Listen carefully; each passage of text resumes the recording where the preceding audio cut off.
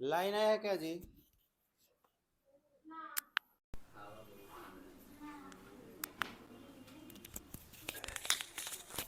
कल हम लोगों ने जो पढ़ा था उसमें शक्ति का फॉर्मूला पढ़े थे। आए, शक्ति का फॉर्मूला में सबसे इम्पोर्टेंट फॉर्मूला आपका है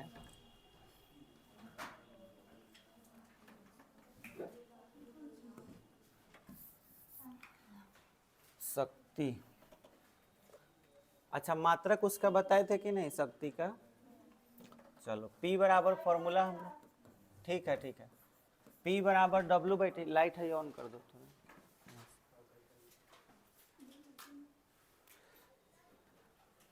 P बराबर W/T ये फॉर्मूला हुआ था ना। तो अभी हम लोग थोड़ा सा ऊर्जा यानी कि कार्य और विद्युत शक्ति, जिसको हम सामर्थ्य भी बोलते हैं, सामर्थ्य के एसआई मात्रक एवं व्यावसायिक मात्रक, ये हेडिंग लगा दीजिए सब कोई। Thank you thank you. ये हेडिंग लगा दें और समझते आए नहीं। अगर बादल छाया हुआ हो और हवा बह रहा हो तो बारिश होने की संभावना बहुत कम होती है। समझ में आया? हाँ, तो अब आप लोग एक एक करके समझते जाइए। हेडिंग लग गया?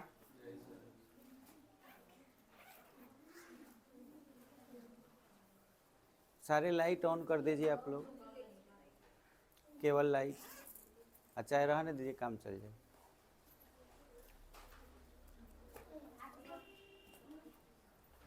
हाँ, देखेंगे सभी मनुष्य एकदम ध्यान से देखें। यहाँ पर ऊर्जा और विद्युत शक्ति, ये जो टॉपिक आपको पढ़ा रहे हैं खास करके वस्तुनिष्ठ प्रश्न के लिए, ऑब्जेक्टिव क्वेश्चन बहुत ज़्यादा इससे आएगा। यहाँ सामर्थ्य, शक्ति को सामर्थ्य भी बोलते हैं। तो इस सेशन में आप देखेंगे बहुत सारे ऐसे चीज़ जिसमें ऑब्जेक्टिव क्वेश्चन भर पेट आएगा। तो देखिए, इसमें सबसे पहले हम ऊर्जा और शक्ति में शक्ति पर चलते हैं। शक्ति का मात्रक फॉर्मूला देखते हैं। तो शक्ति के लिए फॉर्मूला क्या था? P बराबर W/T। तो सबसे पहला यूनिट W का मतलब बताइए क्या होगा? कार्य। कार्य का एसआई मात्रक क्या होगा? तो ये सब कोई जानता है कि कार्य यानी W का एसआई मात्रक क्या होता है? जूल होता है। लिख लिए। T इसमें नीचे है, तो T मतलब क्या हुआ? समय। समय का मात्रक क्या होगा? सेकेंड। ये भी बहुत बढ़िया समझ में आ गया। तो हमें किसका मात्रक चाहिए? शक्ति का। तो शक्ति का एसआई मात्रक अगर आपको निकालना है तो फॉर्मूला में मान रख दीजिए। W के जगह पर क्या रख दीजिए? जूल, बाटा टाइम के जगह पर सेकेंड, तब बन जाएगा जूल प्रति सेकेंड। समझ में आया? तो एक मात्रक आपको निकल के आया, क्या चीज़? जूल प्रति सेकेंड। अब आज के बाद कोई आपसे पूछे कि शक्ति का एसआई मात्रक क्या होता है, तो क्या कहना है? जूल प्रति सेकेंड। कहानी यहीं पे ख़त्म नहीं हुआ है, कहानी तो अभी शुरू हुआ है। ये देखिए, ये जो चीज़ है, ये एक साइंटिस्ट थे, बहुत ही ग्रेट साइंटिस्ट, जिनका नाम ही था वाट, है ना। लेकिन वाट का स्पेलिंग कुछ इस टाइप का होगा, ठीक है। तो जूल प्रति सेकेंड को किस नाम से जाना जाता है? वाट। इसीलिए शक्ति का एसआई मात्रक एक और हो गया। शक्ति का एसआई मात्रक क्या होता है? वाट होता है। और इसे सूचित करेंगे किस चीज़ से? W में भी, वो भी कैपिटल W। बोलो, ये बात समझ में आया? अब आप लोग किलो का नाम सुने होंगे। किलो, किलो मतलब क्या? देखो, किलो और केजी दोनों अलग चीज़ होता है। केजी में किलो लगा हुआ है। यहाँ जो ग्राम शब्द है ये यूज किया गया है द्रव्यमान के लिए। समझ में आया? न कि केजी, केवल जी ही है जो द्रव्यमान को दिखाता है। किलो सिर्फ और सिर्फ एक ऐसा शब्द है जिसका मतलब होता है 1000। अगर हम आपसे कहें 1 किलो रुपया तो क्या समझिएगा? 1000 रुपया। और वही 1 किलोग्राम रुपया कहेंगे तो अब कहेंगे कि जोख के किलोग्राम। समझ में आया? अगर आप देखे होंगे यूट्यूब पर सब्सक्राइबर 4K, तो 4K मतलब क्या हुआ? 4 किलो, 4000। वो जो 40K लिखा रहता है उसका मतलब होता है 40 किलो, 40 किलो सब्सक्राइबर। अब तुम समझेगा कि वो जोख के सब्सक्राइबर, जोखने के लिए ग्राम लगाया जाता है। खाली किलो लगा दोगे तो इसका मतलब क्या होगा? 1000। 2K रुपीज मतलब अब बहादुर लोगों को समझ में आया होगा। अब बताइए हमें कि अगर हम वाट के पहले किलो लगा दें तो किलो वाट हो जाएगा? Kilo watt. संक्षेप में इसे क्या कहना चाहिए? तो छोटा के और बड़ा डब्लू। समझ में आया? अब ये किलो वाट का मतलब बताइए कितना हुआ? 1000 वाट होगा, 1000 वाट। तो इसमें जो आपको है किलो वाट नजर आ रहा है, खाली ही जो किलो लगा दिए हैं। और हेडिंग देखिए क्या है? ऊर्जा यानी कि कार्य, विद्युत शक्ति यानी कि सामर्थ्य के एसआई मात्रक एवं क्या चीज? व्यवसायिक मात्रक। व्यवसायिक मतलब व्यवसाय में यूज होने वाला मात्रक। जैसे आप मोटर खरीदने जाइए अगर मार्केट में, तो आप क्या कहिएगा मोटर खरीदने के लिए? आप मार्केट में गए, दुकानदार के पास गए, आपको मोटर खरीदना है पानी चढ़ाने वाला, घर में जो मोटर लगता है कल में पानी चढ़ाने वाला, तो आप मोटर खरीदने जाइएगा तो क्या कहिएगा दुकानदार को? बताइए। 1 kb के मोटर चाहिए। 1 kb के मतलब क्या होता है? आप कहिएगा कि हमको ना 2 HP का मोटर दीजिए। मोटर HP में आपको मिलेगा। अब आप सोचिएगा HP माने का, तो एक HP के मतलब होता है 746 वाट। समझ में आया? तो इहो व्यवसायिक में आ गया। 1 HP मतलब हॉर्स पावर, अश्व शक्ति। तो इसलिए ये जो चीज़ देख रहे हो किलो वाट और चाहे HP, 1 HP जो हम देख रहे हैं, 1 HP का मतलब हुआ 1 हॉर्स पावर। हॉर्स पावर का मतलब हिंदी हो जाएगा क्या चीज़? अश्व शक्ति। अब अश्व को घोड़ा शक्ति मत कर देना। अश्व माने घोड़ा होता है, लेकिन कहना अच्छा नहीं लगता है। जैसे हम मम्मी को मम्मी बोलते हैं, पापा को पापा बोलते हैं, लेकिन कभी भी पापा को मम्मी का पति नहीं बोलते हैं। अगर ऐसा हम बोल दिए तो मम्मी और पापा दोनों कुछ देंगे धागे। समझ में आया? अरे हकीकत यही है, हकीकत यही है, लेकिन हम लोग कहते कभी हैं? नहीं कहते हैं। भैया को भैया कहते हो, लेकिन कभी कहते हो ओ मेरे पापा का बेटा? कहते हो कभी? कहो तो दूल्हा धरा देगा। तो कहने का मतलब है कि 1 HP इक्वल टू 746 वाट। आज के बाद याद रखना है। तो ये सब जो यूनिट है, ये वाला जो यूनिट आप देख पा रहे हो, ये सब, ये कौन सी यूनिट है? व्यवसायिक यूनिट। किसके? शक्ति के। व्यवसायिक मात्रक है। तो आपसे पूछा जाए शक्ति का व्यवसायिक मात्रक क्या होता है, तो आप किलोवाट बोल सकते हैं, या फिर क्या बोल सकते हैं? HP बोल सकते हैं। मोटर खरीदने जाइएगा तो कहिएगा कि 2 HP का मोटर चाहिए, या 3 HP का, या 1.5 HP का। HP के हिसाब से आपको मोटर मिलेगा। समझ में आया? अब आप आगे यहाँ पर ऊर्जा को समझिए। आपने अभी अभी फॉर्मूला पढ़ा, P बराबर क्या होता है? तो बोलिए W बराबर क्या होगा? KPT। हमने के बचपन में खेलत रहे, हमने के कहते कि देख का लिखल बा, बोल। हाथ पर लिख देते थे क्या लिखल बा, तो कहते KPT, तो हम पीटे धबधबा के भाग जाते थे। तो W बराबर क्या हो गया?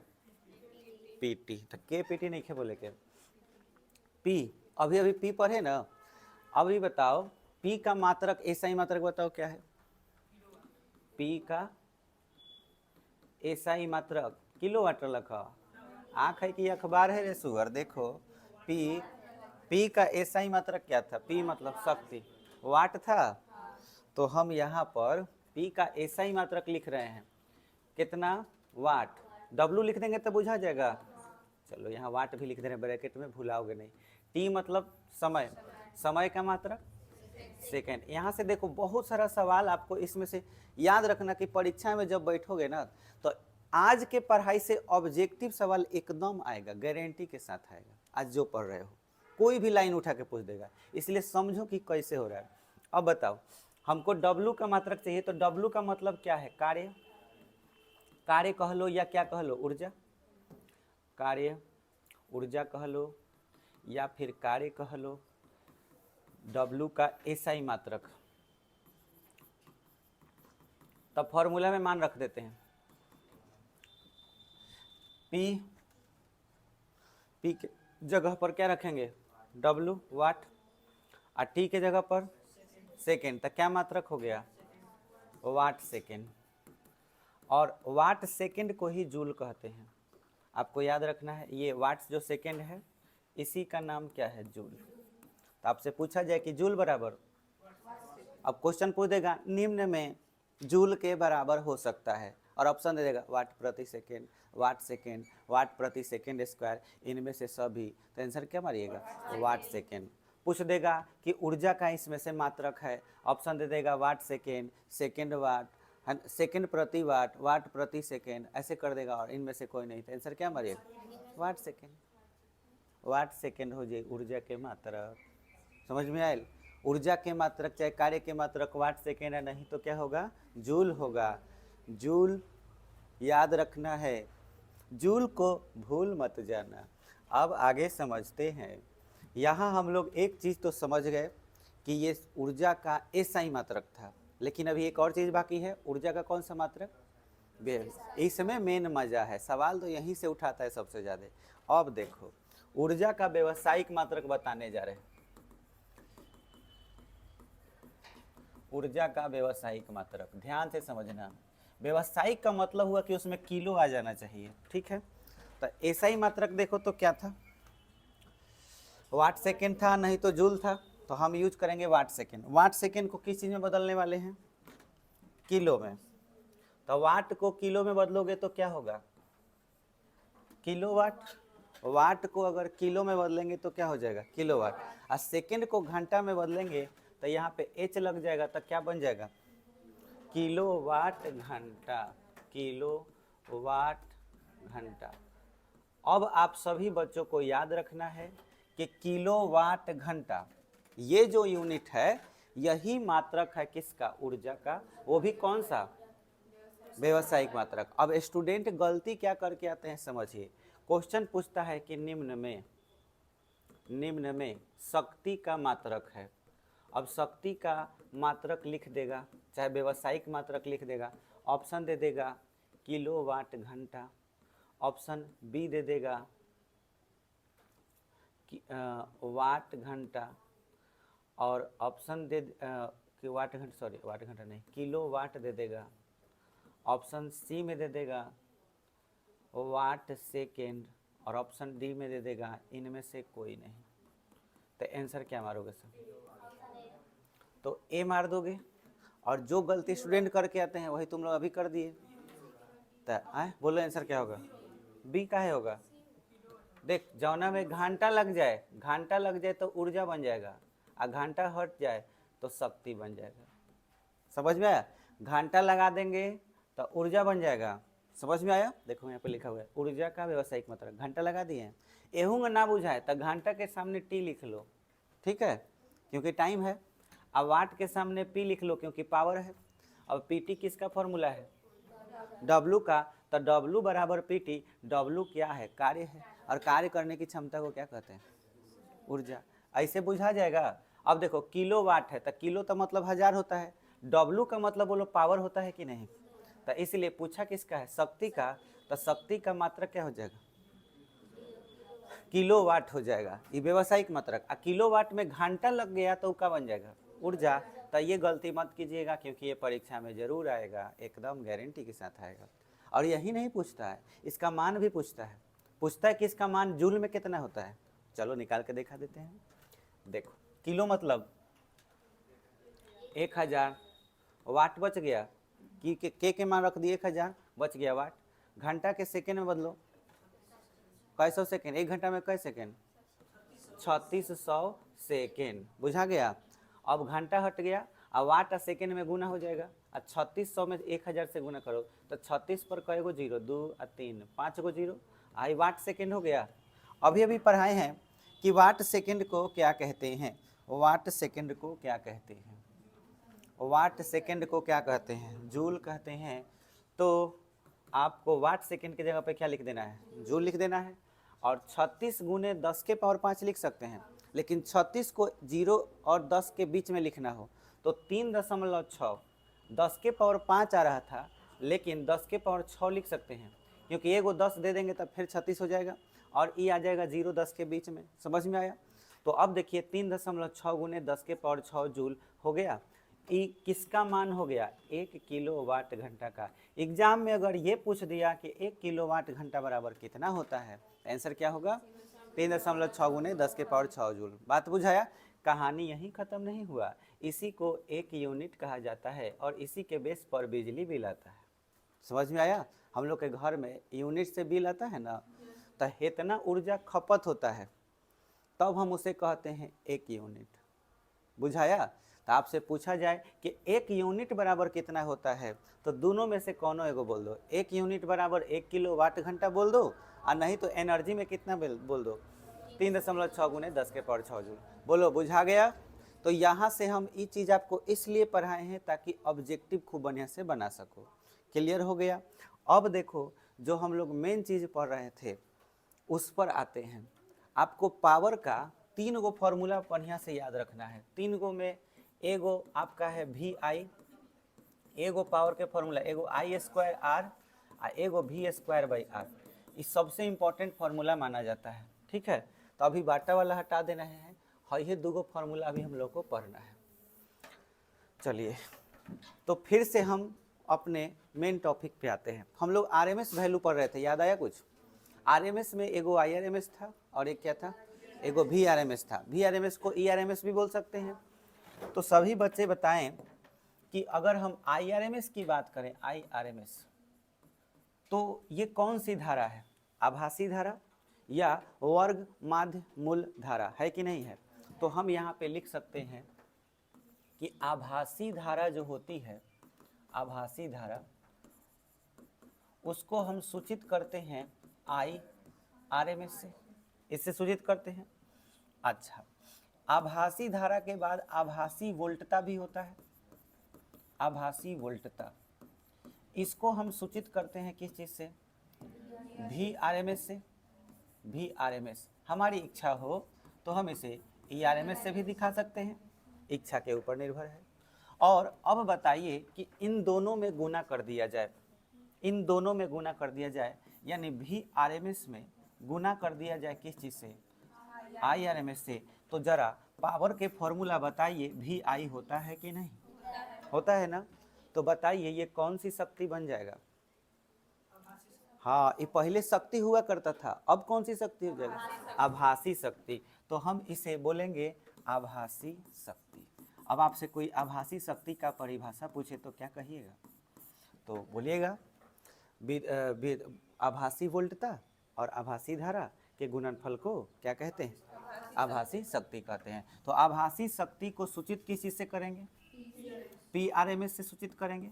तो पीआरएमएस कहो या पी एवरेज कहो, इसी को हम लोग पी एवरेज भी, क्योंकि याद करो इसको औसत भी बोला जाता है, तो पीआरएमएस से भी सूचित किया जाता है और पीएवी से भी सूचित किया जाता है, वीआरएमएस इंटू आईआरएमएस। बात बुझाया? लेकिन फॉर्मूला में थोड़ा सा कमी है। क्या कमी है समझिए।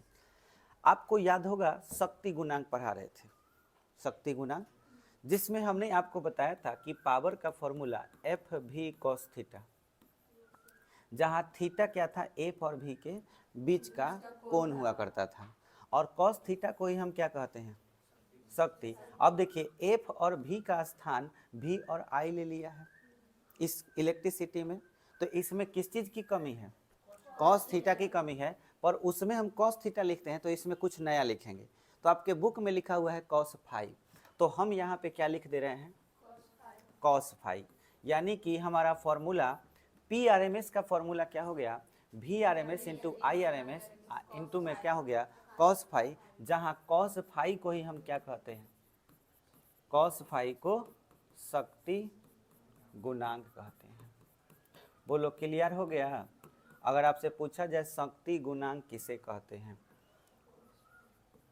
तो कॉस फाई को कहते हैं। और कॉस फाई का कोई फॉर्मूला पूछ दे, यानी शक्ति गुणांक का कोई फॉर्मूला पूछ दे, तो शक्ति गुणांक बराबर आपको बोलना है कॉस फाई बराबर हाई बाटा में चला जाएगा, अब पी आर एम एस ऊपर हो जाएगा, तो आपको बोलना है पी आर एम एस चाहे पी ए भी बटा में क्या बोलना है V R M S into I R M S. ये फॉर्मूला हो गया। और एक और फॉर्मूला था पी आर एम एस का या पी एवरेज का कि आई स्क्वायर आर लिखा हुआ था, तो आई स्क्वायर आर को और क्या लिख सकते हैं आई आर एम एस का स्क्वायर, आर में आर एम एस नहीं लगेगा, आर रेजिस्टेंस है, कांस्टेंट वैल्यू है, तो आई आर एम एस का स्क्वायर आर इंटू क्या हो जाएगा कॉस फाई। तो आपको याद रखना है जब भी पी ए भी का फॉर्मूला पूछेंगे तो I R M S square into R cos phi बोलना है, नहीं तो दूसरा फॉर्मूला क्या बोलना है P V R M S into I R M S cos phi. बोलो क्लियर हो गया, एकदम बढ़िया समझ में आ गया। चलिए एक चीज़ और आप लोग सुन लीजिए ध्यान से, कल आप लोगों से हम ये फिगर बनवाएंगे भी, अभी जो सिखाने जा रहे हैं ध्यान से सुनना है इसके बाद की कहानी को। मान लीजिए कोई गरीब आदमी है और उस गरीब आदमी के घर में खाली केवल और केवल बल्ब है और पंखा का पैसा नहीं कि वो पंखा खरीदे, ठीक है, और ना ही कुछ है, खाली बल्ब जलता है, लाइन आया बल्ब जला। तो बल्ब में माने ऐसा घर पॉसिबल है कि नहीं कि जिसके घर में केवल बल्ब हो पंखा नहीं हो, समझ में आया। तो इस तरह का कोई चीज़ नहीं हो तो उसका जो घर है उसमें जो वायरिंग किया गया है उसमें खाली बल्ब लगाने के वजह से बल्ब में क्या पाया जाता है प्रतिरोध, प्रतिरोध पाया जाता है। असल में बल्ब किस चीज़ का काम किया प्रतिरोध का, समझ में आया। तो हम उसके घर में होने वाले वायरिंग को किस नाम से जानेंगे, तो हम कहेंगे कि उसके घर में केवल और केवल आर परिपथ है। बात समझ में आया, उसके घर में केवल क्या है आर परिपथ, ये बात समझ में आ गया। आर परिपथ को अगर फिगर बनाने के लिए आपसे कहा जाए तो देखो ऐसे प्रतिरोध बना देना है, समझ में आया, और इसमें लाइन देने के लिए एसी ऐसा ही चलता है लहरिया कट मारते हुए, तो बस एगो लहर हेजगी दिखा देवे के बहेगा, समझ में आया। ये सिंबल हो गया काची का एसी का, ऐसे तार जोड़ दिए तो ये हो गया कौन सा परिपथ आर परिपथ। हम आपसे पूछे कि आर परिपथ का फिगर बनाओ तो बनाने आ जाएगा कि नहीं। तो ऐसा बहुत सारा परिपथ होता है, उसी को हम सिखा रहे हैं। तो हम लोग आज पढ़ेंगे एसी सर्किट, एसी परिपथ। तो ध्यान से समझिए घर में क्या क्या वायरिंग हो सकता है, बस उतना ही सोचबे करना है। तो पहला आपने क्या सीखा आर परिपथ कि केवल जहाँ पे प्रतिरोध हो उसे क्या कहेंगे आर परिपथ। फिगर कैसे बनेगा, तो इस तरह से प्रतिरोध बनाकर इसमें एसी सप्लाई कर देंगे, ये आर परिपथ हो गया। बोलो बुझा गया। क्या ऐसा भी हो सकता है कि किसी के घर में खाली पंखा हो बॉल नहीं हो। अच्छा मान के चलिए कि वहाँ पे रात में कोई रहता ही नहीं हो, खाली दिन में ज़रूरत है, गर्मी लगता है और चारों तरफ से हवादार है, लाइट वाइट खूब अपने आप आ जाता है, तो बल्ब लगाने की जरूरत नहीं है, खाली पंखा लगा हुआ हो। तब पंखा में कुंडली रहता है भीतर, समझ में आया। तो पंखा में अगर खाली कुंडली होता है तो बोलो कौन सा परिपथ कहलाएगा। कुंडली क्या लेता है लोड लेता है, इसलिए उसको क्या कहेंगे एल परिपथ। क्लियर हुआ। तो अगर किसी के घर में खाली पंखा लगा हुआ है तो कौन सा परिपथ हो गया एल परिपथ। तो उसको कैसे बनाएंगे, ऐसे ऐसे करके ऐसे घुमा देंगे, कुंडली बना देंगे, ऐसे ले करके यहाँ पर एसी सर्किट जोड़ देंगे।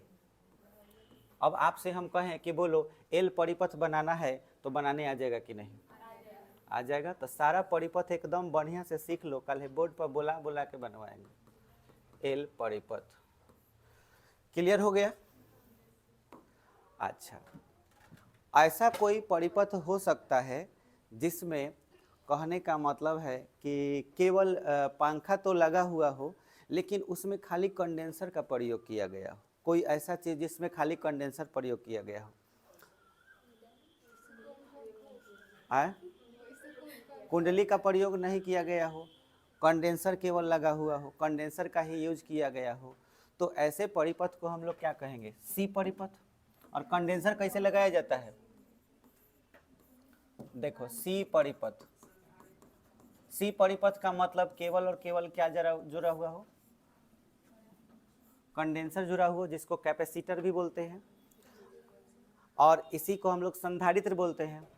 तो ये आपका कौन सा परिपथ हो गया? सी परिपथ। इसको सी परिपथ बोलेंगे, इसमें एसी सप्लाई कर देंगे।